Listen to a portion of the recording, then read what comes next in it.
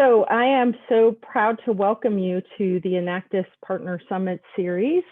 This is our third event, this is intended to be an intimate gathering of our top-level partners and with some of our faculty, members of our faculty advisory committee from Enactus US joining us as well.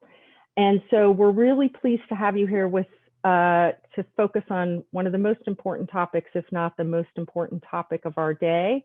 Certainly a topic that has been a focus for those of us in the US and the globe in the last year, perhaps time long overdue.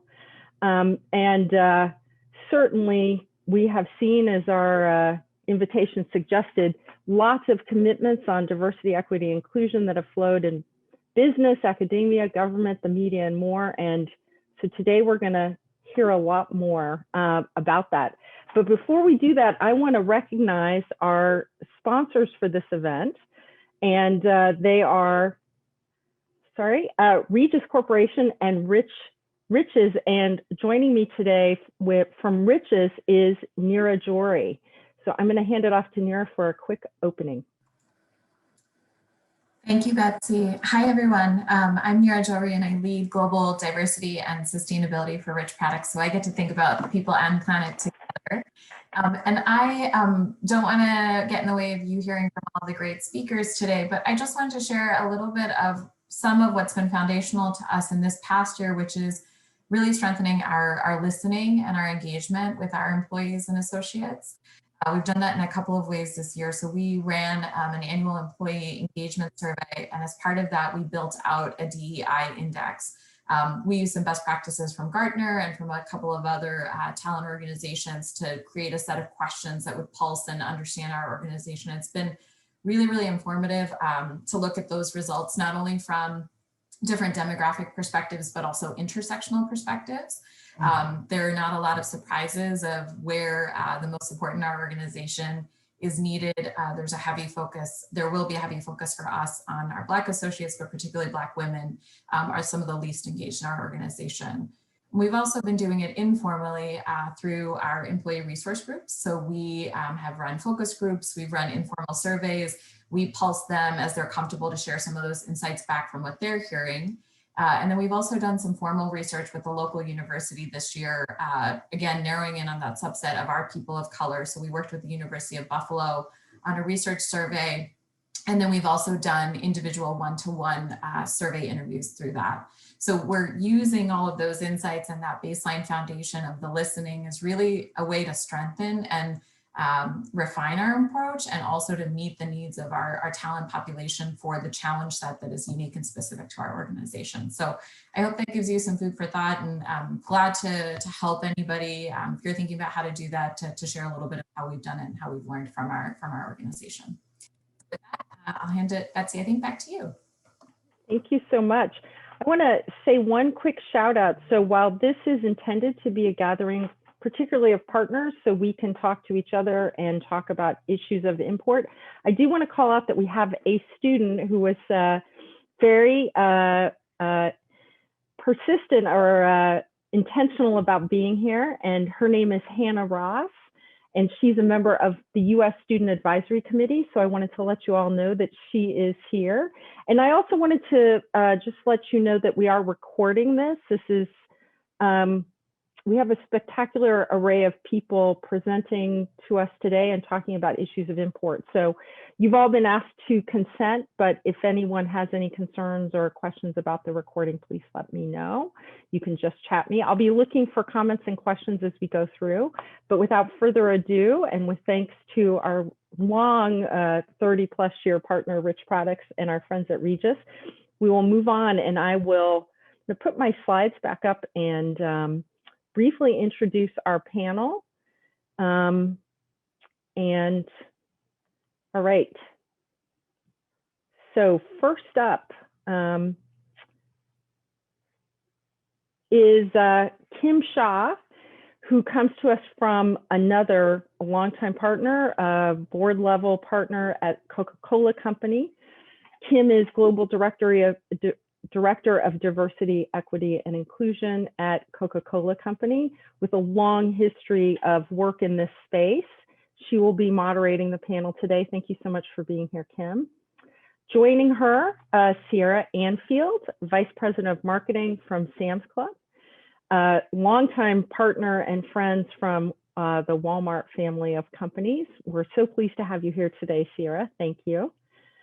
Kelvin Buncum, EVP, Executive Vice President of Neighborhood Markets of Walmart USA. Walmart, as many of you know, Walmart is really one of the reasons that Enactus US and Enactus and its 72,000 students globally exist. We wouldn't be here without our friends at Walmart. So pleased to have you here, Kelvin. And then Dr. Dale Caldwell, who is Executive Director of the Rothman Institute of Innovation and Entrepreneurship at Fairleigh Dickinson University, and a longtime friend of Enactus. And so great to have this panel here together. Tiffany and I will be looking for comments and questions in the chat. I'm sure Kim will be moderating that too. So please think about your key questions, and I'm going to turn it over to Kim, and we're off. Awesome. All right. Thank you so much, Betsy. And thank you, everyone, for the opportunity to come in. And as Betsy mentioned, awesome panel. So I have a feeling in addition, I'm going to learn a lot as we go along from all of you as well. So with that, we're going to start, really thinking about what a year it's been, quite frankly, right, for all of us, for a lot of different reasons. But interested in Dale, I'm going to actually start with you. What is the standout moment for you from a DEI perspective? Well, and thank you, Kim, and it's just an honor to be here. Enactus is one of the most wonderful programs globally, and so I happen to chair it at Fairleigh Dickinson University. I see my friend Jerry Cleaves here. And so, Kim, one of the things that we did, and I'll talk a little bit about that because Enactus is going to be honored, is the Zoom culture has allowed us to connect people of color from across the country. And so we started something called the Black Excellence Alliance, and you'll hear we're doing a big event May 30th around the Tulsa race massacre, but it's really allowed us to identify folks in various corporations who are really fighting the good fight and to come together and basically support each other. So that has been a real kind of a plus out of a very horrible, very difficult time. Absolutely. Awesome. Thank you. Ciara, I'm going to turn it over to you. Same question from a DEI perspective, standout. A standout moment to me was probably following the wake of the George Floyd situation in Minneapolis, when as a team, we were all remote working and doing Zooms, and the Zoom culture, as you referenced, Dale, sometimes the drawback to it is you don't have time to connect interpersonally. The meeting begins at this time, you get on, you start talking, the meeting breaks, and you can go through the entire day like that. And so realizing that there was an opportunity to really connect and check in with the team and find out how people were doing. We set up some office hours on my team, and just the open office hour. Like, if you want to get on and you want to talk, if you want to vent, if you want to hear my personal thoughts, like any of the things that you would typically do if we were in an office environment, let's do that. And that in and of itself was like the precursor to the standout moment, because I did that with my team. We had a number of people join, and they were incredibly thankful just for the opportunity to be on and be candid and share how they're feeling and not have to compartmentalize as we do for that portion of the day.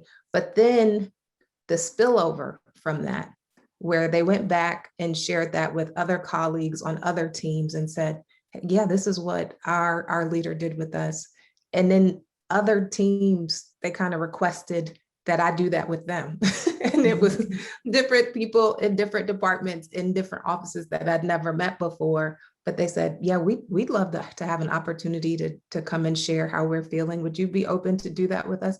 And that was a standout moment for me, because man, I'd never, I think, taken a step back to realize what a fundamental need that was for our associates and for people to be able to publicly share, to be able to publicly grieve in some instances, and be able to connect with one another in a work environment, because we're not what you would necessarily call friends in the case where these are people I've never met before, but they did still have an innate need to connect and share this experience that they were going through with someone who represented the leadership in their company.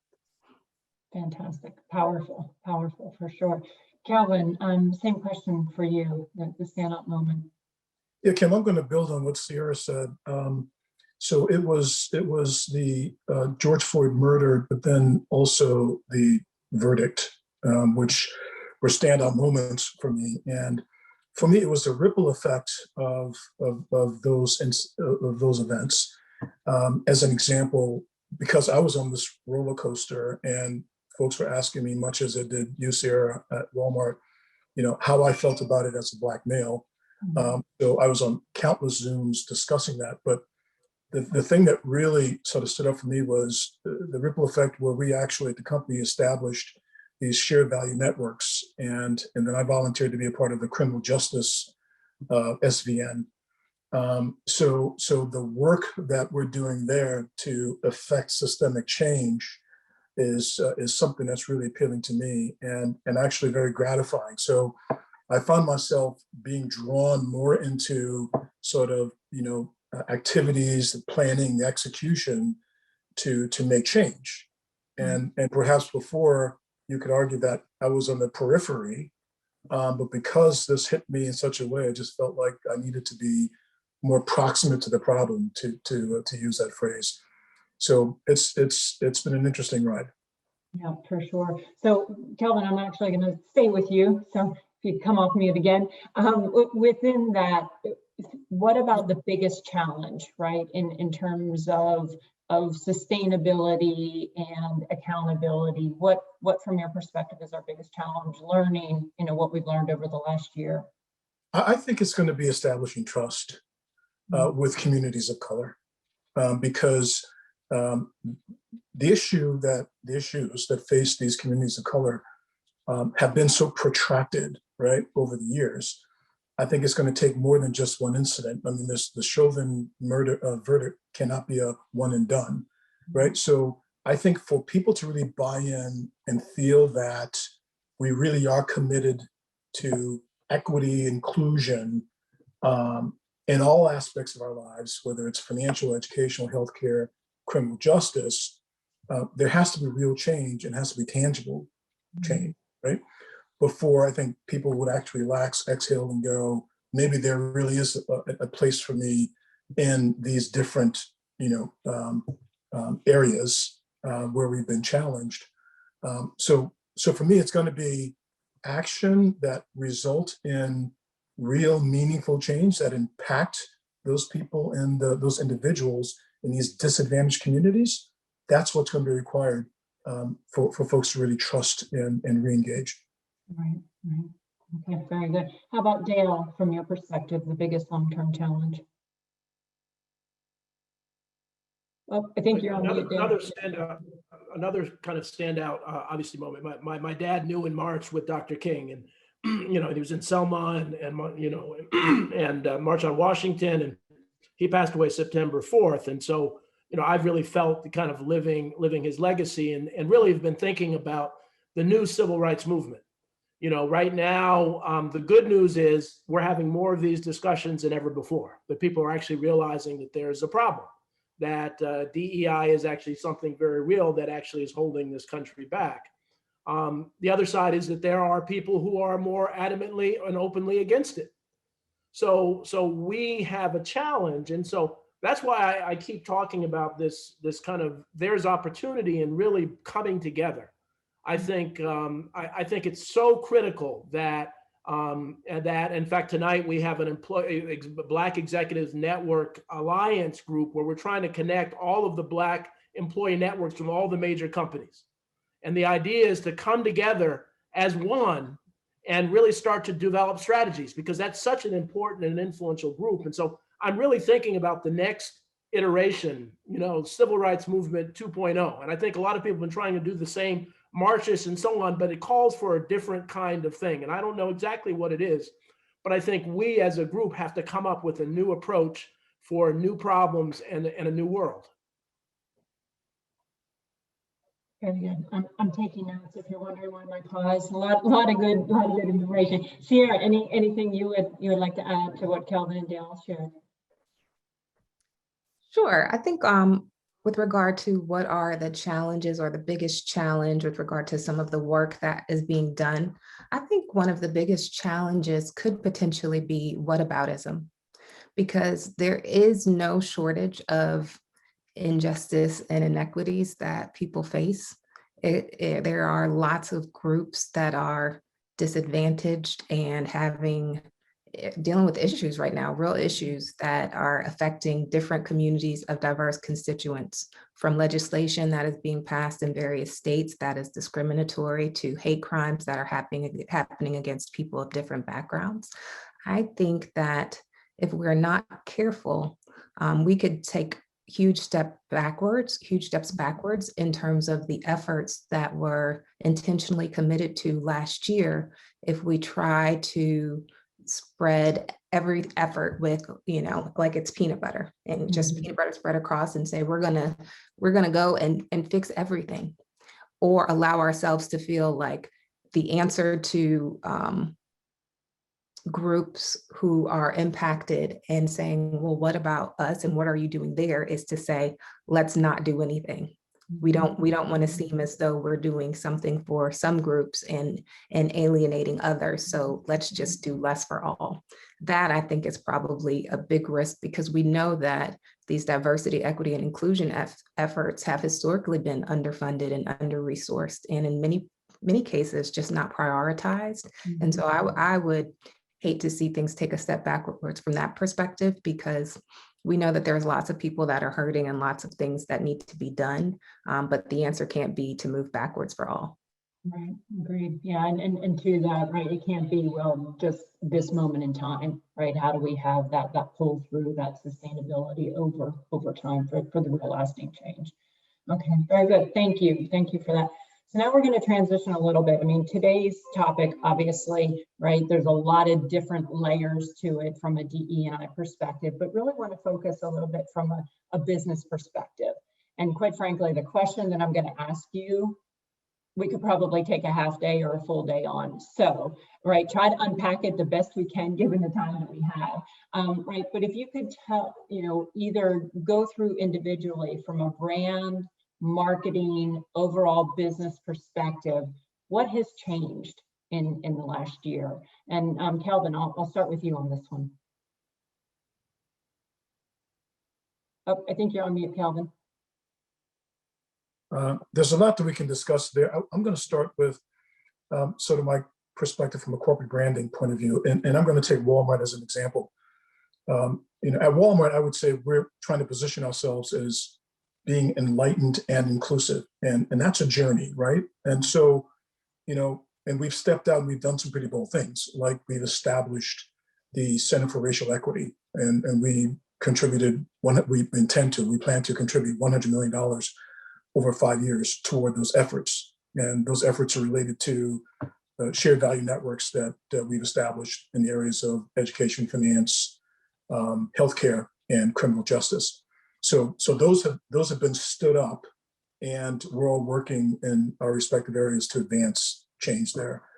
The second is, we've established partnerships with a number of HBCUs, one of which is my alma mater, North Carolina A&T State University in Greensboro. And we want to improve the graduation rates and also provide opportunities for those students of color. And so, and obviously the LGBTQ community involved in a number of those initiatives. So I see the corporation pivoting really hard towards saying, you know what, we really are enlightened. We're going to become even more enlightened, and we're going to demonstrate that we want to be very inclusive. Now, what that requires then, in terms of how we're changing from the business perspective, is that there is a lot more that is expected of leaders in terms of having your day job, but then also being involved in driving change in one of those SVNs. So that's an expectation. And a number of individuals, myself included, Ciara included, we're working on those things in addition to our day jobs. It's that expectation. And also there's great accountability for leaders to drive better representation in the respective groups. And in fact, it's gotten to the point where for most jobs, you're not approved to hire someone unless you can demonstrate, Kim, that your pool is diverse.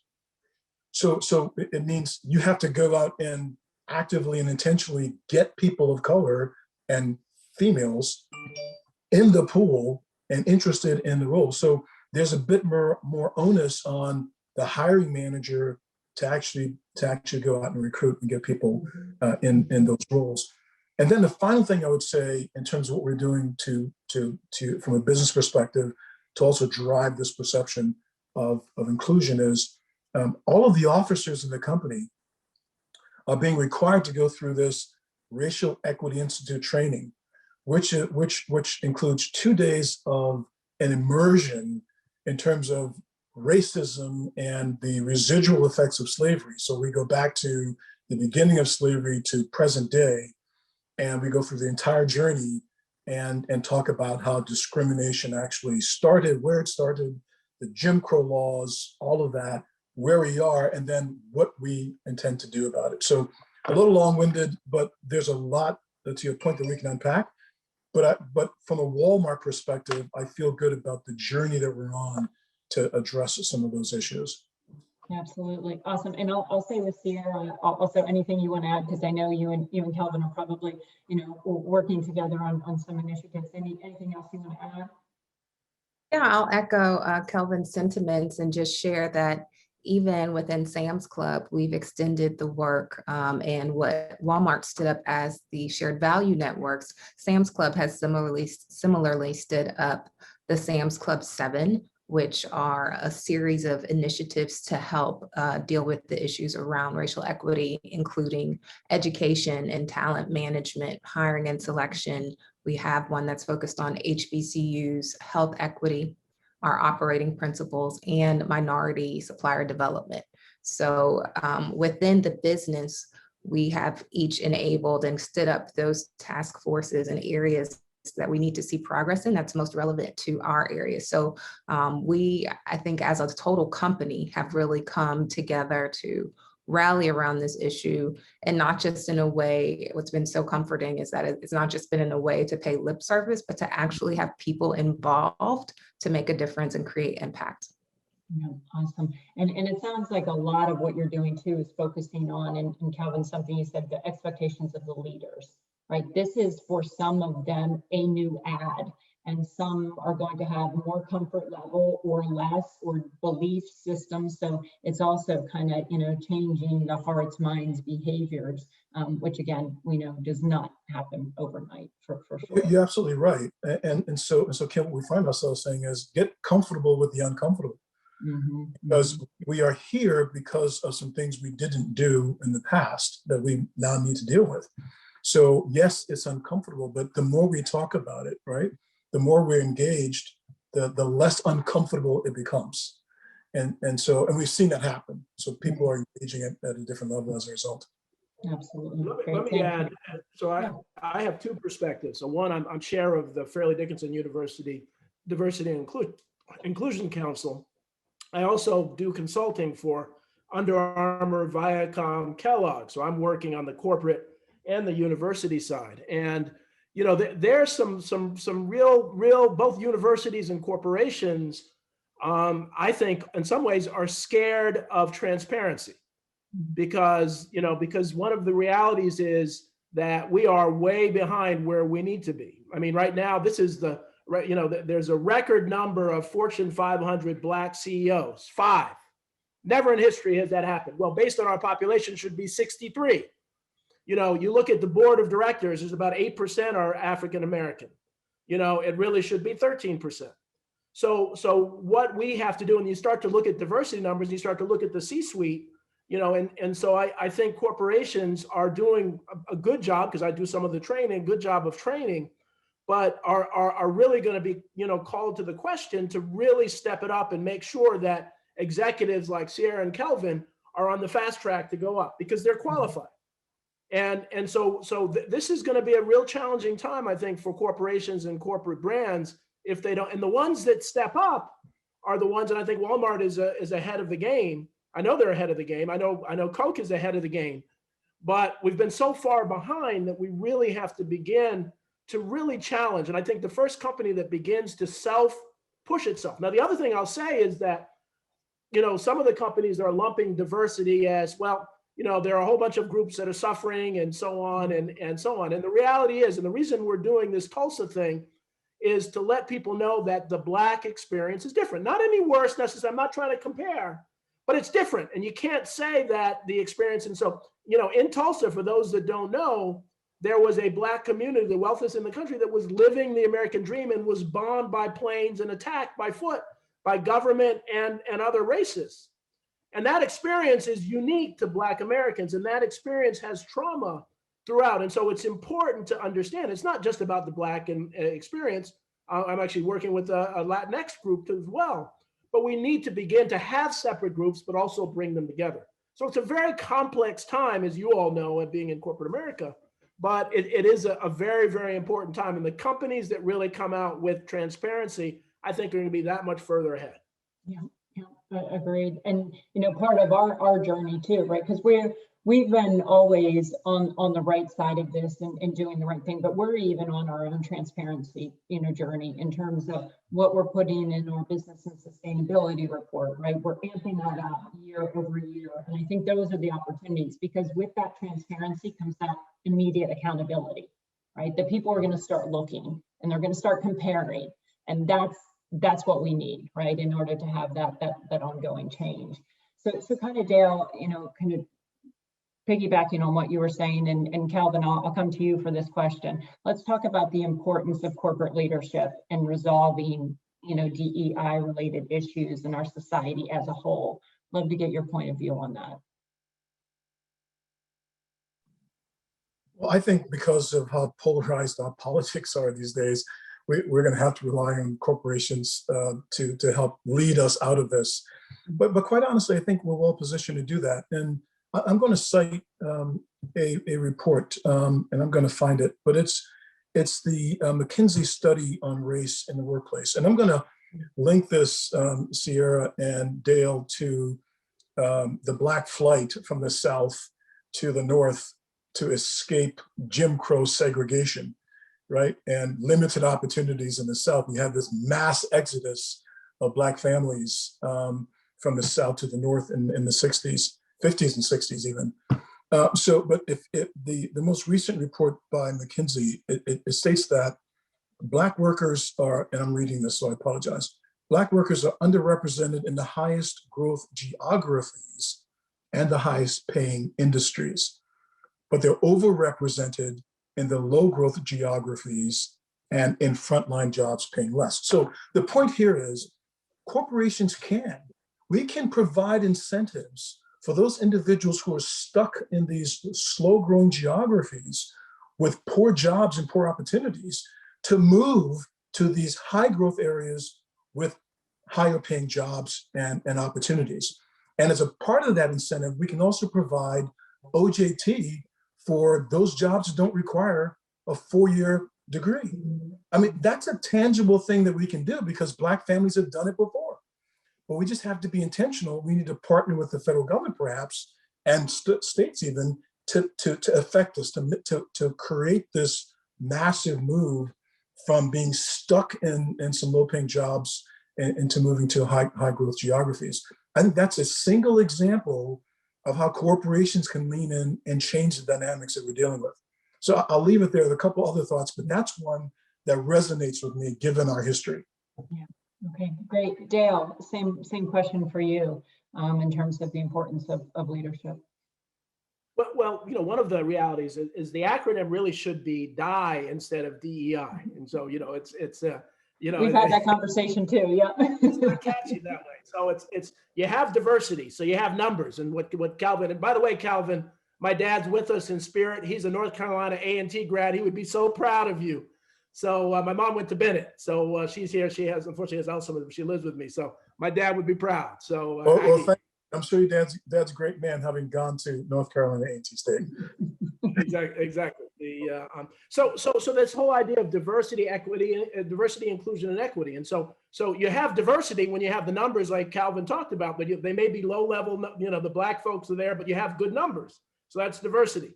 Then equity is where do we, how do we make it equitable? How do we start doing that, and kind of promoting people? But then inclusion is hard, because you really have to include people at all levels, which means the C-suite, which means corporate boards, which means other, and corporations are really starting to do that. And I give them credit.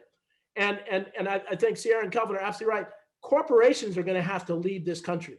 As someone who's been involved with, I'm an elected school board member, but been involved with politics, is that we often are influenced to think that the politicians are really the drivers of things. And they're really not. And we have higher expectations regardless of party.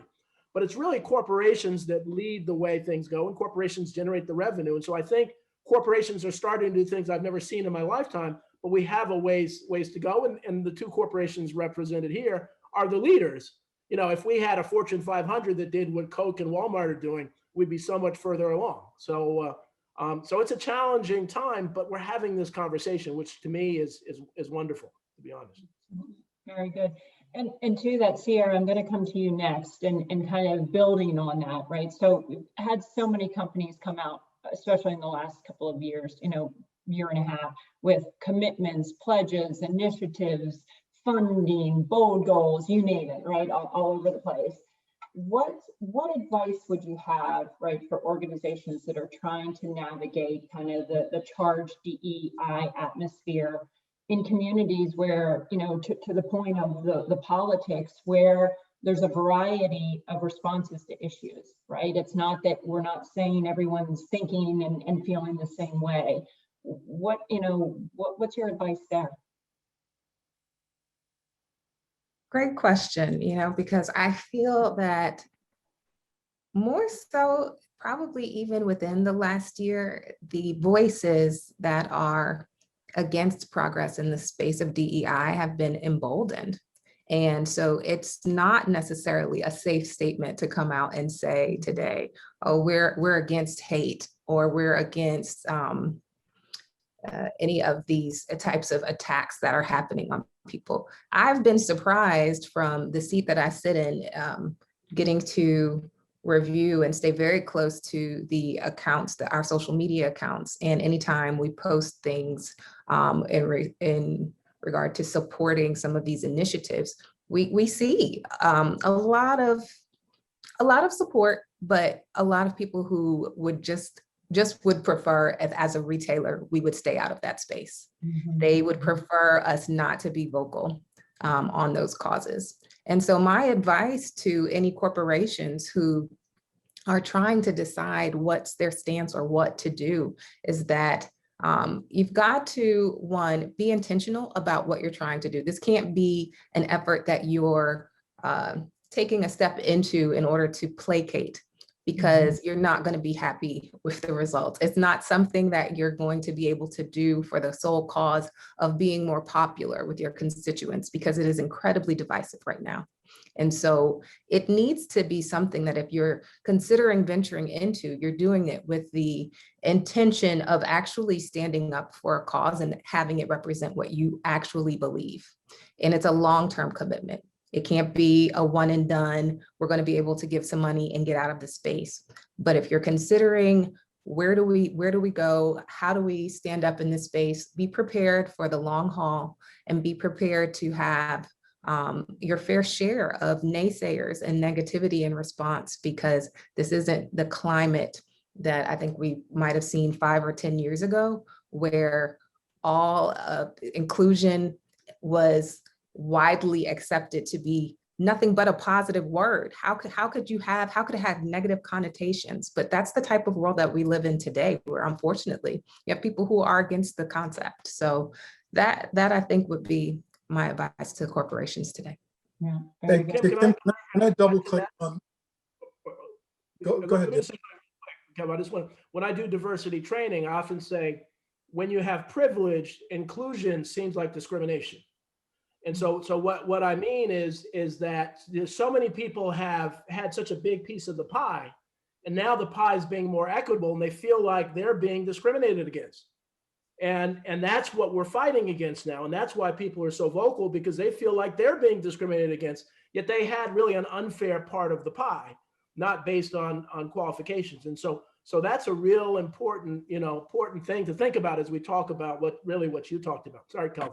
No, Dale, you took me somewhere else, but I think there's a danger in this notion that it's a zero-sum game when it comes to opportunity. And that's the thing that scares me the most. And just to be even more specific, I think if white men feel that they are disadvantaged every time a person of color advances, we will never come together as a unified country when it comes to opportunity. The reality is there's so much more opportunity out there. Everybody can participate, but this idea that it's a zero-sum game, I think is going to polarize our country even further. But just to double click on Ciara's point, I'm with you 100%, Ciara.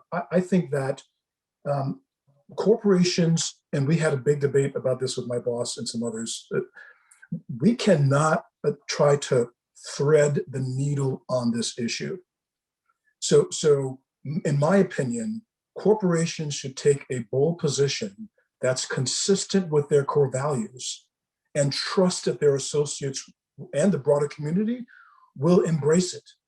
And at the same time, we've got to say to our leaders and our associates, and I've said this to my team, that once you put on the Walmart badge and you cross the threshold of one of our facilities, either physically or virtually, you are explicitly saying that I will govern myself in a way that is consistent with our core values.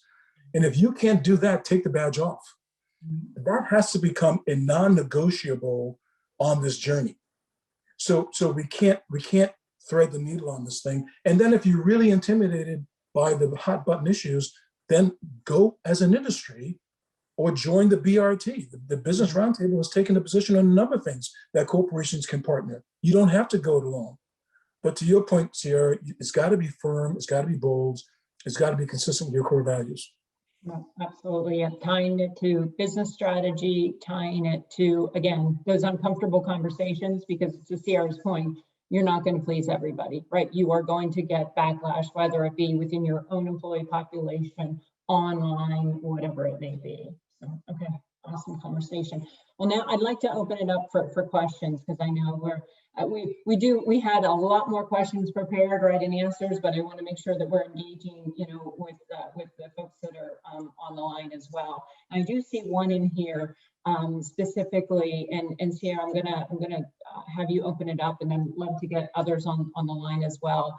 But knowing that the impact on women in the last year, right, has been especially hard. Just wondering, how you see that from a DEI perspective, maybe what your organization is doing, or just other organizations that you've been part of, what you're seeing from a female perspective.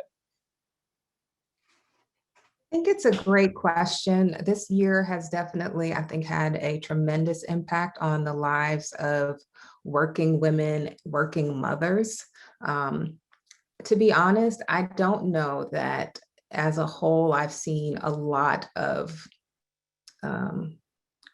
cohesive or organized effort to reach out and help close the gaps that have been created with the demands of like virtual school and working from home and everything else that goes with it. I'm a mom of two myself. I have two little girls, one in 4th grade and one in 1st grade. And I'm fortunate to have a bit of a support system, but just a week ago, I was able to get several of my team members together for just like a little outdoor coffee meetup. We hadn't met up at all in the last 6 months or so. And so I said, let's just get some time where we go out together and we'll just have coffee and sit outside and catch up. And I was surprised to see and hear from so many of my female colleagues in that group and our associates who were determined to make a day out of it, because it was the first time in a year for many of them that they've been able to get out of the house during a work thing. And so the demands of what am I going to fix the kids for lunch, or what am I going to do, and who's going to look after, like, they were able to kind of shift that back on a partner or get another plan or arrangement. And it was freeing, that like relief that they were breathing, like, oh my gosh, I'm so glad to be out. I don't know that I'm going to go back home right after this is over. I'm going to stay out, because that freedom that came with the work environment of being able to leave your house and separate yourself from some of those responsibilities that you take on as a woman many times in your home, that had just become this weight on them. And it was very eye-opening to me. It was very eye-opening because, you experience what you experience through your lens, but you don't, when you see it collectively across so many people, you realize that people are struggling. And I think it's an area that we do have an opportunity to create more outreach, more support, more, I'd say, look at some COEs or corrections of errors as we transition back into a post-pandemic environment of how do we make sure that our workforce, half of our workforce, any of those who are caregivers even, are in a position where they're set up for success and not feeling like they have the weight of the whole entire world on them as they try to navigate work and life in this type of situation. Absolutely. Great. Thank you for that. And I'll open it up. I'd love if there are any other examples of, maybe what your organizations are doing out there to support women in particular during this time. Okay. Yeah. And same, and Ciara, I think I'm in the same boat, right? Where I saw at the beginning, especially of the pandemic, where there was more kind of flexibility and space and meetups and things like that. I feel like now that has waned a little bit, right? So I think there's an opportunity for us to also kind of reinvigorate some of those things, like you said, just the, now that we can get outdoors and are coming back into the office, to kind of put this, again, when we think about all the different, organizations and categories, like, we have to create our own strategies, right? And rather than sometimes, them being created for us. So Kim? Examples. Yeah, go ahead, Kelvin. Don't you think that the challenge that women have faced during the pandemic should inform what we do with this new norm? As an example, I know we have had lots of discussions about what the work week is going to look like post-pandemic. And so this whole hybrid approach really makes so much sense. And I would imagine would help the women who struggle with the balance, because they are predominantly the caregivers, right? So a work week, what does that look like? Some of it's virtual, some of it's physical, and how much flexibility are we prepared to give women to figure that out for themselves individually within a particular department or organization? I think at Walmart, we've decided that we're not going to be overly prescriptive.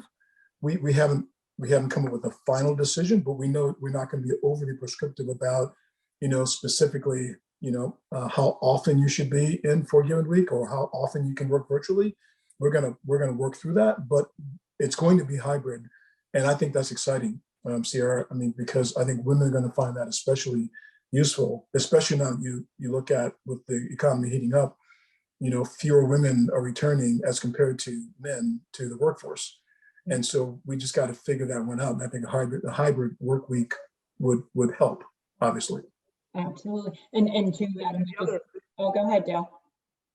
Yeah, I was going to say, the other side of this is most women are employed by entrepreneurial organizations. They either have their own or others. And so one of the things that gets missed in the conversation is most jobs are not in big companies. They're really in small businesses. And running the Rothman Institute, one of the most important DEI things that is not talked about enough is diversity spend. And that companies need to be much more deliberate about how they spend with minority businesses, with women-owned businesses, with veteran-owned businesses. And I've been so much to say that certainly in public agencies, they should report how much they spend, because at the end of the day, the 30-year jobs at General Motors and even some of your companies aren't going to be as prevalent as they were years ago. And so we as a society and as a country need to begin, especially as women have lost their jobs, especially as the shareholder run economy is really pushing, is focusing on the maximum productivity and the minimum employees. We've got to come to terms with that. And again, your companies are big enough so that you don't have this as much as some other companies. But if we're really looking at women, at minorities, at veterans, we've got to do a better job in this country and with big businesses of supporting our small businesses. That is where the jobs are, and that's where we're going to eliminate poverty. Very good. All right, we're getting short on time, so I want to make sure that, I give our esteemed panelists the opportunity to just, close out any final thoughts that you have, recommendations, short-term, long-term, that the folks on the line can, kind of take away and think about. So I'll kick it to you first, Kelvin. The only thing I would add to the dialogue is that, as we address the challenges with DEI, that we also realize that there are unconscious biases. And that's the real difficult one to solve for, right? Because it's so individualized. But if we really are going to advance this and sustain it, I think we're gonna have to all be a bit introspective, right? And we're gonna have to take a look at ourselves and appreciate the fact that we all have our unconscious biases, and then we've got to course correct when we see them.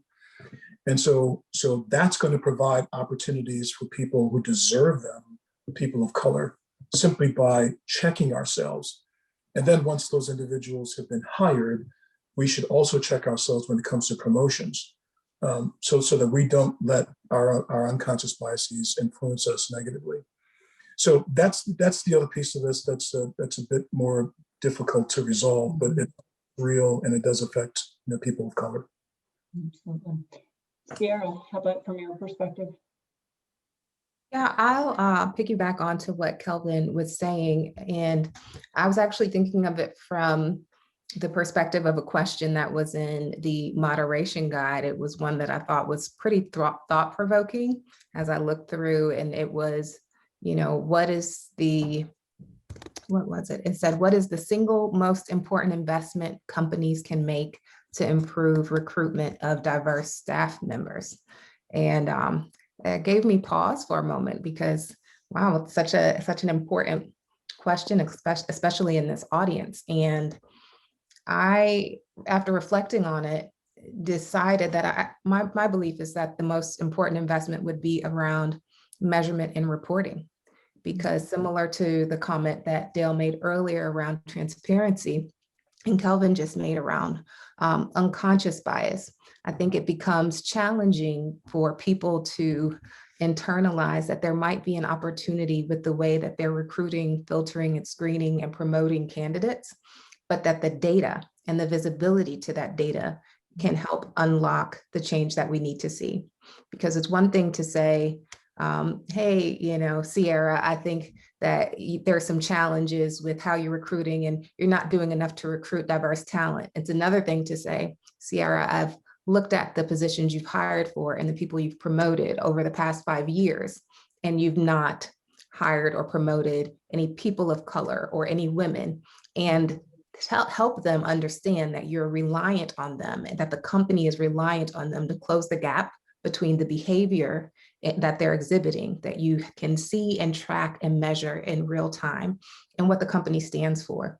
And so being able to have that transparency in the measurement and reporting that you can empower and challenge your team to deliver against is the biggest investment. As they say, what gets measured is what gets done. You took the words right out of my mouth. Couldn't agree with you more. And Dale, I'll kick it over for you for final thoughts, and also give you the opportunity to, talk about the upcoming program that you have coming on and the exciting times that you have coming up. So I'll kick it over to you for kind of closing thoughts. Okay, well, and I'll be quick. Thank you, Kim. You've done a great job moderating.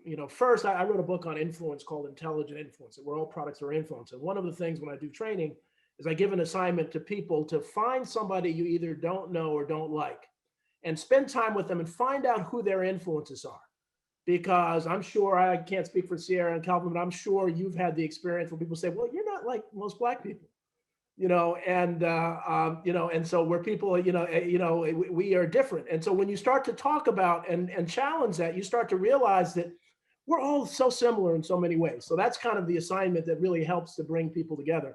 The second thing is that as horrible as the George Floyd murder and the other, one of the things we're trying to do is really recognize those challenges, but also celebrate Black excellence. And so blackexcellence.org is the website of this group.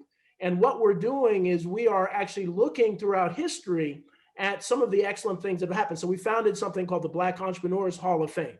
We founded the Black Inventors Hall of Fame, the Black Executives Hall of Fame, the Black Educators Hall of Fame, and the Black Tennis Hall of Fame. And so on May 30th, we're having the inaugural induction of the Black Entrepreneurs Hall of Fame and the Black Inventors Hall of Fame. And I'm pleased to say that Enactus will be our organization of the year for the Black Entrepreneurs Hall of Fame. And so we have a beautiful trophy and waiting for you in Tulsa, Oklahoma. And so one of the things that we're doing during that ceremony is it's called Remembering 1921, the horrible race massacre, to remember the victims, but also celebrating 2021. That we think that by understanding the past, we can move forward to the future and really build on that. And Enactus is really that forward-thinking organization that is incredibly diverse, which is why they're putting this on with great pride. And so I hope, and you're all invited, and I didn't have, I invited Kim and Ciara, Kelvin, I didn't have it, I know you can't make it, but it's gonna be virtual that night, and you'll see Enactus receive an award. And so we're gonna go on, and tonight we have the Black Executives Alliance, where we have leaders of different Black employee networks coming together. And so we're really trying to continue this conversation on a monthly basis and do something about it to really lead our corporation. So we're not trying to create a new organization. We're trying to build on DEI and do it from the outside through collaboration. So thank you so much for the opportunity to speak. Congratulations to Enactus, and Kim, Ciara, Kelvin, you guys are amazing. Right back at you, Dale, right back at you. Betsy, with that, I'm going to turn it over to you if there are any closing comments or anything else from a housekeeping perspective you want to cover off on.